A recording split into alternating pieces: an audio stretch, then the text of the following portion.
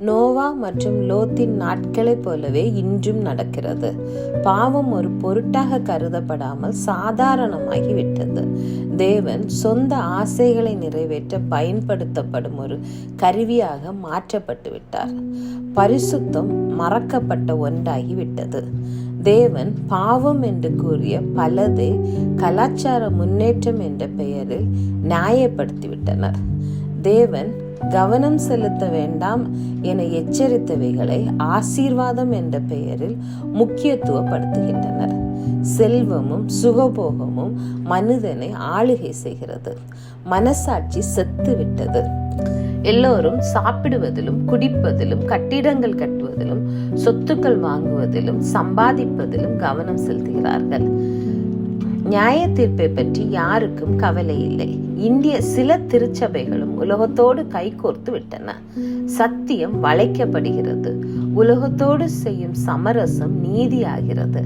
தேவனின் தொடர்பை இழந்து ஆவியில் செத்த பிணங்கள் உலகத்தை நிரப்பிக் கொண்டிருப்பதால் கழுகு என்று இயேசு குறிப்பிட்ட நியாய தீர்ப்பு உலகத்திற்கு சீக்கிரம் வரப்போகிறது. விசுவாசிகள் உலகத்திற்கு ஒத்த வேஷம் தரிக்கிறார்கள். தானியேலை போலவோ சாத்ராக் மேஷாக் ஆபேத்நேகோவை போலவோ நிற்கும் கிறிஸ்தவர்களை பார்க்க முடியவில்லை. தேவ மனுஷனாகிய நீயோ சத்தியத்தை அறிந்தவன், இயேசுவின் இரத்தத்தால் மீட்கப்பட்டவன், தேவனால் பரிசுத்தமாக்கப்பட்டவன், தேவனால் உலகத்திலிருந்து பிரித்தெடுத்து அவரது கிருபையால் உலகத்தின் மேல் தட்டில் ஏறினவன். இனி உலக ஐஸ்வர்யத்தில் ஆசைப்பட்டு சிற்றின்ப மோகத்தால் கவரப்பட்டு திரும்ப உலகத்தில் இறங்காதே.